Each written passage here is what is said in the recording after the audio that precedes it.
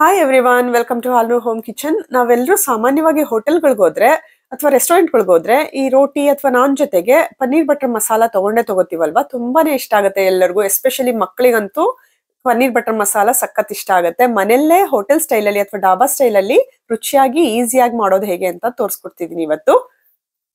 ನಮ್ ಚಾನಲ್ಗೆ ನೀವಿನ್ನ ಸಬ್ಸ್ಕ್ರೈಬ್ ಆಗಿಲ್ಲ ಅಂದ್ರೆ ಇವಾಗಲೇ ಮರಿದೆ ಸಬ್ಸ್ಕ್ರೈಬ್ ಮಾಡ್ಕೊಳ್ಳಿ. ಈ ಪನ್ನೀರ್ ಬಟರ್ ಮಸಾಲಾಗೆ ತುಂಬಾ ಐಟಮ್ಸ್ ಏನು ತುಂಬಾ ಹೊರಗಿಂದ ಅಂಗಡಿಲಿ ತರಬೇಕು ಅಥವಾ ಏನು ಸಿಗಲ್ಲ, ಮನೇಲಿ ಇಲ್ಲದೆ ಇರೋದು ಅಂತದ್ದೇನಿಲ್ಲ. ನಿಮ್ ಮನೇಲಿ ಏನೇನ್ ಸಿಗುತ್ತೋ ಕಿಚನ್ ಅಲ್ಲಿ ಇರೋಂತ ಐಟಮ್ ಗಳಲ್ಲೇ ಮಾಡುವಂತದ್ದು, ಈಸಿಯಾಗಿ ಮಾಡ್ಬೋದು, ತುಂಬಾನೇ ರುಚಿಯಾಗಿ ಬರುತ್ತೆ. ನೀವ್ ಒಂದ್ಸಲ ಟ್ರೈ ಮಾಡಿ ನೋಡಿ.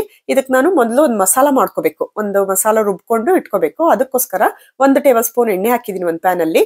ಮತ್ತೆ ಬೆಣ್ಣೆ ಬಟರ್ನು ಕೂಡ 1 ಟೇಬಲ್ ಸ್ಪೂನ್ ಅಷ್ಟು ಬಟರ್ ಹಾಕೊಂಡಿದೀನಿ.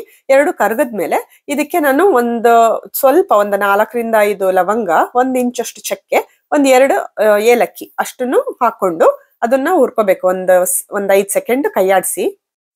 ಇದಕ್ಕೆ ಸ್ವಲ್ಪ ಗೋಡಂಬಿ ಕೂಡ ಹಾಕ್ಬೇಕು. ಕೆಲವರು ಇವಾಗ ಉರಿಯೋವಾಗ್ಲೇ ಗೋಡಂಬಿ ಕೂಡ ಹಾಕೋತಾರೆ. ಈರುಳ್ಳಿ, ಬೆಳ್ಳುಳ್ಳಿ, ಶುಂಠಿ ಎಲ್ಲ ಹಾಕ್ಬೇಕು ಇವಾಗ. ಅದ್ರ ಜೊತೆಗೇನೆ ಗೋಡಂಬಿ ನೀವು ಇವಾಗ ಹಾಕ್ಬೇಕಾಗತ್ತೆ. ಇಲ್ವಾ ನೀವು ರುಬ್ಬಕ್ಕೆ ಎಂಡಲ್ ಹಾಕ್ತೀನಿ ಅಂದ್ರು ಹಾಕೋಬಹುದು ಹಸಿಯಾಗಿ. ಹಂಗೇನೆ ನಾನು ಹಂಗೆ ಹಾಕೋತಿದ್ದೀನಿ ಹಸಿಯಾಗಿ. ಇದಕ್ಕೆ ನಾನೊಂದ್ 4 ಬೆಳ್ಳುಳ್ಳಿ ಪೀಸ್ ತಗೊಂಡಿದೀನಿ.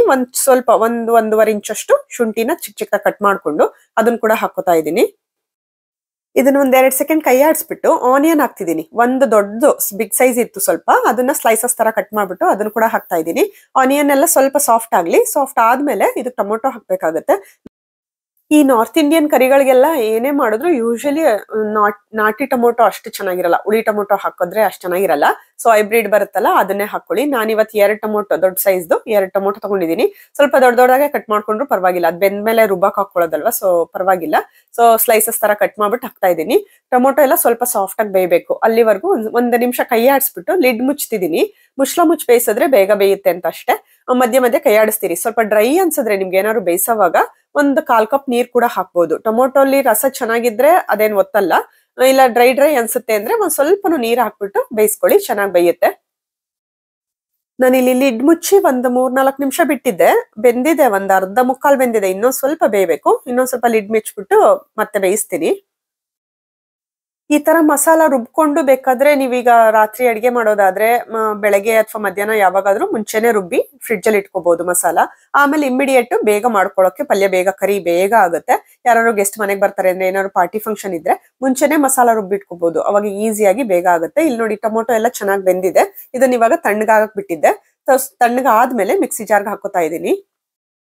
ನಾನ್ ಮೊದ್ಲೇ ಹೇಳ್ದಾಗೆ ಟೊಮೊಟೊ, ಈರುಳ್ಳಿ ಎಲ್ಲ ಹುರ್ಕೊಳಕ್ ಹಾಕೊಂಡ್ವಲ್ಲ, ಅವಾಗ್ಲೇನೆ ಗೋಡಂಬಿ ಹಾಕೊಂಡು ಹುರ್ಕೋಬಹುದು. ಇಲ್ಲ ಈ ತರ ರುಬ್ಬೋಕೆ ಎಂಡಲ್ಲಿ ಹಾಕೊಂಡು ಹುರ್ಕೋಬಹುದು. ನಾನು ಇಲ್ಲಿ 1/4 ಕಪ್ ಅಷ್ಟು ಅಥವಾ ಟೇಬಲ್ ಸ್ಪೂನ್ ಅಲ್ಲಿ 2 ಟೇಬಲ್ ಸ್ಪೂನ್ ಅಷ್ಟು ಗೋಡಂಬಿ ತಗೊಂಡಿದ್ದೀನಿ. ಅದನ್ನು ಕೂಡ ಹಾಕಿ ನೀರ್ ಹಾಕೊಂಡು ಚೆನ್ನಾಗಿ ಪೇಸ್ಟ್ ತರ ರುಬ್ಕೊಳ್ಳಿ. ನುಣ್ಣಗ್ ರುಬ್ಬೇಕು. ಈ ತರ ಕ್ರೀಮಿ ಟೆಕ್ಸ್ಚರ್ ಬರ್ಬೇಕು ಮಸಾಲ ಅಲ್ಲಿ. ಸೊ ಈ ತರ ರುಬ್ಬಿ ಅದನ್ನ ಎತ್ತಿಟ್ಕೊಳ್ಳೋಣ. ಇದು ರೆಡಿ ಆಯ್ತು. ಇವಾಗ ಕರಿ ಮಾಡಕ್ ಸ್ಟಾರ್ಟ್ ಮಾಡೋಣ. ನಾನು ಒಂದು ಪ್ಯಾನ್ ತಗೊಂಡು ಅದಕ್ಕೆ ಎಣ್ಣೆ ಹಾಕೋತಿದ್ದೀನಿ. ನಿಮ್ಗೆ ಪ್ರಾಪರ್ ರೆಸ್ಟೋರೆಂಟ್ ಅಥವಾ ಡಾಬಾಗಳಲ್ಲಿ ಮಾಡೋ ತರ ಪನ್ನೀರ್ ಬಟರ್ ಮಸಾಲ ಬೇಕು ಅನ್ನೋದಾದ್ರೆ 5-6 ಟೇಬಲ್ ಸ್ಪೂನ್ ಎಣ್ಣೆ ಹಾಕೊಳ್ಳಿ. ಬಟರ್ ಕೂಡ ಒಂದ್ ಸ್ವಲ್ಪ ಜಾಸ್ತಿ ಹಾಕೊಳ್ಳಿ, 3-4 ಟೇಬಲ್ ಸ್ಪೂನ್ ಅಷ್ಟು. ನಾನಿಲ್ಲಿ ಒಂದ್ ಸ್ವಲ್ಪ ಎಣ್ಣೆ ಕಮ್ಮಿ ಹಾಕ್ತಿದ್ದೀನಿ. ನಾರ್ಮಲ್ ಒಂಚೂರು ಎಣ್ಣೆ ಕಮ್ಮಿ ಹಾಕ್ತೀನಿ. ಟೇಸ್ಟ್ ಚೆನ್ನಾಗೇ ಇರುತ್ತೆ. ಎಣ್ಣೆ ಕಮ್ಮಿ ಹಾಕಿದ್ರು ಟೇಸ್ಟ್ ಏನು ಹಾಳಾಗಲ್ಲ, ಚೆನ್ನಾಗಿರುತ್ತೆ. ಸೊ 2 ಟೇಬಲ್ ಸ್ಪೂನ್ ಎಣ್ಣೆ, 2 ಟೇಬಲ್ ಸ್ಪೂನ್ ಅಷ್ಟು ಬಟರ್ ಹಾಕಿದ್ದೀನಿ. ಅದೆರಡು ಕಾದ್ಮೇಲೆ ಸ್ವಲ್ಪ ಜೀರಿಗೆ, 1 ಟೀ ಸ್ಪೂನ್ ಅಷ್ಟು ಜೀರಿಗೆ, 1 ಪಲಾವ್ ಎಲೆ, 1 ಹಸಿರು ಮೆಣಸಿನಕಾಯಿನ ಸ್ಲೈಸಸ್ ತರ ಕಟ್ ಮಾಡ್ಬಿಟ್ಟು ಹಾಕ್ತಾ ಇದ್ದೀನಿ. ಅದನ್ನೆಲ್ಲ ಹಾಕಿ 2 ಸೆಕೆಂಡ್ ಕೈ ಆಡಿಸ್ಬಿಟ್ಟು ಇದಕ್ಕೆ ಇವಾಗ ಆನಿಯನ್ ಹಾಕ್ಬೇಕು. ನಾನು 1 ತಗೊಂಡಿದ್ದೀನಿ ಮೀಡಿಯಂ ಸೈಜ್ದು. ಒಂದು ಚಿಕ್ಕದಾಗಿ ಎಷ್ಟು ಸಣ್ಣಗಾಗುತ್ತೋ ಅಷ್ಟು ಸಣ್ಣ ಕಟ್ ಮಾಡ್ಕೊಂಡು ಆನಿಯನ್ ಹಾಕೊಳ್ಳಿ. ಸ್ವಲ್ಪ ಸಾಫ್ಟ್ ಆಗಿ ಬೇಯೋ ತನಕ ಕೈ ಆಡಿಸಿ ಅಷ್ಟೇ. ತುಂಬಾ ಬ್ರೌನ್ ಆಗಿ, ಈರುಳ್ಳಿ ಎಲ್ಲ ಬ್ರೌನ್ ಆಗೋಷ್ಟು ಬೇಯಿಸ್ಕೋಬೇಡಿ. ಸ್ವಲ್ಪ ಸಾಫ್ಟ್ ಆಗಿದ ತಕ್ಷಣ ಪೌಡರ್ಗಳು ಆಡ್ ಮಾಡಕ್ ಶುರು ಮಾಡ್ಬೇಕು. ಮಸಾಲಾ ಪೌಡರ್ಗಳೆಲ್ಲ ಇಲ್ಲ ಅಂದ್ರೆ ಸಿದಂಗ್ ಆಗತ್ತೆ. ಅದಕ್ಕೋಸ್ಕರ ನಾನು ಇದಕ್ಕೆ ಕಾಶ್ಮೀರಿ ರೆಡ್ ಚಿಲ್ಲಿ ಪೌಡರ್ ಹಾಕ್ತಾ ಇದ್ದೀನಿ. ಮತ್ತೆ ನಾರ್ಮಲ್ ಕೆಂಪು ಮೆಣಸಿನಕಾಯಿ ಪುಡಿ ಅದನ್ನು ಕೂಡ ಹಾಕ್ತಾ ಇದ್ದೀನಿ. So Kashmiri red chilli powder 1 tea spoon ಹಾಕಿದ್ದೀನಿ. ಅರ್ಧ ಟೀ ಸ್ಪೂನ್ ಅರಿಶಿನ, ಅರ್ಧ tea spoon garam masala, 1 tea spoon ಅಷ್ಟು ಕೊತ್ತಂಬರಿ ಬೀಜದ ಪುಡಿ coriander powder, 1 tea spoon salt, ಮತ್ತೆ ಅರ್ಧ ಟೀ ಸ್ಪೂನ್ ಅಷ್ಟು ರೆಡ್ ಚಿಲ್ಲಿ ಪೌಡರ್ ನಾರ್ಮಲ್ ಕೆಂಪು ಮೆಣಸಿನಕಾಯಿ ಪೌಡರ್, ಮತ್ತೆ ಅರ್ಧ ಟೀ ಸ್ಪೂನ್ ಅಷ್ಟು ಜೀರಿಗೆ ಪುಡಿ. ಅಷ್ಟನ್ನು ಮಸಾಲಾ ಪೌಡರ್ಗಳನ್ನೆಲ್ಲ ಹಾಕೊಂಡು ಒಗ್ಗರಣೆಲೆಲ್ಲ ಮಿಕ್ಸ್ ಆಗೋ ತರ ಕೈ ಆಡಿಸ್ಬಿಟ್ಟು ಇದಕ್ಕಿವಾಗ ನಾವು ರುಬ್ಬಿಟ್ಕೊಂಡಿದ್ವಲ್ಲ ಮಸಾಲ, ಅದನ್ನ ಹಾಕೋಬೇಕು. ಈ ರುಬ್ಬಿದ ಮಸಾಲಾನು ಹಾಕಿ ಚೆನ್ನಾಗಿ ಡ್ರೈ ಮಸಾಲ ಎಲ್ಲ ಚೆನ್ನಾಗಿ ಹೊಂದ್ಕೊಳ್ಳೋ ತರ ಕೈ ಆಡಿಸಿ ಆಮೇಲೆ ನಾವು ಮಿಕ್ಸಿ ಜಾರ್ನ ತೊಳೆದ್ಬಿಟ್ಟು ಅದನ್ನು ಕೂಡ ಹಾಕ್ಬೋದು. ಇಲ್ಲ ನೀವು ಮಿಕ್ಸಿ ಜಾರಲ್ಲಿ ಜಾಸ್ತಿ ನೀರು ತೊಳೆದಿದ್ ನೀರು ಇಲ್ಲ ಅನ್ನೋದಾದ್ರೆ ಎಕ್ಸ್ಟ್ರಾ 1 ಕಪ್ ನೀರು. ಇವಾಗ ಮಸಾಲ ಗಟ್ಟಿ ಇದೆ, ಇದು ಸ್ವಲ್ಪ ತೆಳ್ಳಗ್ ಮಾಡ್ಕೋಬೇಕು.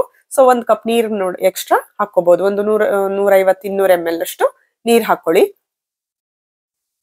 ಇದೆಲ್ಲ ನೀಟಾಗಿ ಮಿಕ್ಸ್ ಮಾಡಿ ಕುದಿಯೋಕ್ ಬಿಡಿ. ಸ್ವಲ್ಪ ಕುದಿಯೋಕ್ ಸ್ಟಾರ್ಟ್ ಆದ್ಮೇಲೆ ಇದಕ್ಕೆ ಫುಡ್ ಕ್ರೀಮ್ ಹಾಕ್ಬೋದು. Food cream optional. ನೀವು ಮನೆಯಲ್ಲಿ ಸಿಕ್ಕಿದ್ರೆ ಫುಡ್ ಕ್ರೀಮು ಅಥವಾ ಇದ್ರೆ ನಿಮ್ಗೆ ಇಷ್ಟ ಆಗೋದಾದ್ರೆ ಹಾಕೊಳ್ಳಿ. ಇಲ್ಲ ಅಂದ್ರೆ ನಾವು ಗೋಡಂಬಿ ಹಾಕಿ ರುಬ್ಬಿರ್ತೀವಲ್ಲ ಅದೇ ಸಾಕಾಗುತ್ತೆ. ಅದು ಕ್ರೀಮಿ ಟೆಕ್ಸ್ಚರ್ ಬರುತ್ತೆ, ಟೇಸ್ಟ್ ಚೆನ್ನಾಗಿ ಬರುತ್ತೆ.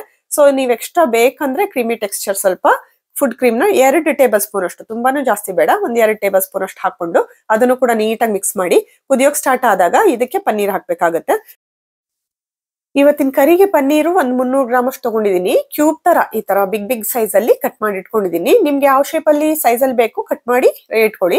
ಮತ್ತೆ ಪನ್ನೀರನ್ನ ಸ್ವಲ್ಪ ಫ್ರೈ ಕೂಡ ಮಾಡ್ಕೋಬಹುದು. ಒಂದ್ ಸ್ವಲ್ಪ ಆಯಿಲ್ ಹಾಕಿ ಬೇರೆ ಪ್ಯಾನ್ ಅಲ್ಲಿ ಒಂದ್ ಸ್ವಲ್ಪ ಫ್ರೈ ಮಾಡ್ಬಿಟ್ಟು ಒಂಚೂರು ಬ್ರೌನ್ ಆಗೋ ತನಕ ಫ್ರೈ ಮಾಡಿ ಎತ್ತಿಟ್ಕೊಂಡು ಅದನ್ನು ಕೂಡ ಕರಿಗೆ ಈ ತರ ಹಾಕೊಂಡ್ರೆ ಅದು ಚೆನ್ನಾಗಿರುತ್ತೆ. ನಿಮ್ಗೆ ಹಸಿ ಇಷ್ಟ ಆಗಲ್ಲ ಅನ್ನೋದಾದ್ರೆ ಈ ತರ ಹಸಿದ ಹಾಕಿದ್ರೂ ಚೆನ್ನಾಗೇ ಇರುತ್ತೆ. ಅದು ಬೇಯುತ್ತಲ್ಲ ಮಸಾಲಾ ಜೊತೆಗೆ, ಟೇಸ್ಟ್ ಚೆನ್ನಾಗೇ ಬರುತ್ತೆ. ಪನ್ನೀರನ್ನೆಲ್ಲ ಹಾಕಿ ಚೆನ್ನಾಗಿ ಮಿಕ್ಸ್ ಮಾಡಿ ಅದು ಕುದಿಯೋಕ್ ಸ್ಟಾರ್ಟ್ ಆದಾಗ ಟೇಸ್ಟ್ ಕೂಡ ನೋಡಿ. ಇವಾಗ ಮಸಾಲಾ ನೀವು ಉಪ್ಪು ಖಾರ ಇನ್ನೊಂಚೂರು ಬೇಕಾದ್ರೆ ಹಾಕ್ಬಿಟ್ಟು ಚೆನ್ನಾಗಿ ಮಿಕ್ಸ್ ಮಾಡ್ಬಿಟ್ಟು ಒಂದ್ ಸ್ವಲ್ಪ ಲಿಡ್ ಮುಚ್ಚಿ ಬೇಯಿಸ್ಬೇಕು. ಇವಾಗ್ಲೂ ಒಂದ್ 5 ರಿಂದ 6 ನಿಮಿಷ ಅಥವಾ ಒಂದ್ 7-8 ನಿಮಿಷ. ನೀರ್ ತೆಳ್ಳಗಿದ್ರೆ ಇವಾಗ ಮಸಾಲಾ ಗ್ರೇವಿ ಸ್ವಲ್ಪ ಗಟ್ಟಿ ಆಗೋ ತನಕ ಬೇಯಿಸ್ಬೇಕಾಗತ್ತೆ. ಲಿಡ್ ಮುಚ್ಚಿ ಮಧ್ಯೆ ಕೈ ಆಡಿಸ್ತಾ ಇರಿ, ಒತ್ಬಿಡುತ್ತೆ ಇಲ್ಲ ಅಂದ್ರೆ. ಸೊ ಕೈ ಆಡಿಸಿ ನೀವು ನೋಡಿ ಕನ್ಸಿಸ್ಟೆನ್ಸಿ ನಿಮ್ಗೆ ಯಾವ ತರ ಬೇಕು. ತೆಳ್ಳಗಿರ್ಬೇಕು ಗ್ರೇವಿ ಅಂದ್ರೆ ಆಫ್ ಮಾಡ್ಕೊಳ್ಳಿ. ಇಲ್ಲ ಗಟ್ಟಿ ಬೇಕು ಅಂದ್ರೆ ಇನ್ನೊಂದ್ ಸ್ವಲ್ಪ ಹೊತ್ತು 1 ನಿಮಿಷ 2 ನಿಮಿಷ ಕುದಿಸಿದ್ರೆ ಗಟ್ಟಿ ಆಗ್ತಾ ಹೋಗುತ್ತೆ. ನನಗ್ ಕನ್ಸಿಸ್ಟೆನ್ಸಿ ಇಷ್ಟು ಸಾಕಿದೆ. ಅದಕ್ಕೆ ಎಂಡಲ್ಲಿ ಇನ್ನೇನು ಆಫ್ ಮಾಡ್ತೀವಿ ಅನ್ನೋವಾಗ 1 ಟೇಬಲ್ ಸ್ಪೂನ್ ಅಷ್ಟು ಕಸೂರಿ ಮೇಥಿನ್ ಬರುತ್ತಲ್ಲ, ಒಣಗಿರೋ ಅಂತ ಮೆಂತ್ಯ ಸೊಪ್ಪಿನ ಪೌಡರ್, ಅದನ್ನ ಹಾಕೋಬೇಕು. ಅದನ್ನ ಎಂಡಲ್ಲಿ ಹಾಕಿ, ಜಾಸ್ತಿ ಏನ್ ಬೇಯಿಸಕ್ ಹೋಗ್ಬೇಡಿ. ಅದನ್ನ ಹಾಕಿದ್ಮೇಲೆ ಒಂದು ನಿಮಿಷ ಕೈ ಆಡಿಸ್ಬಿಟ್ಟು ಸ್ಟವ್ ಆಫ್ ಮಾಡ್ತಿದ್ದೀನಿ ಅಷ್ಟೇ.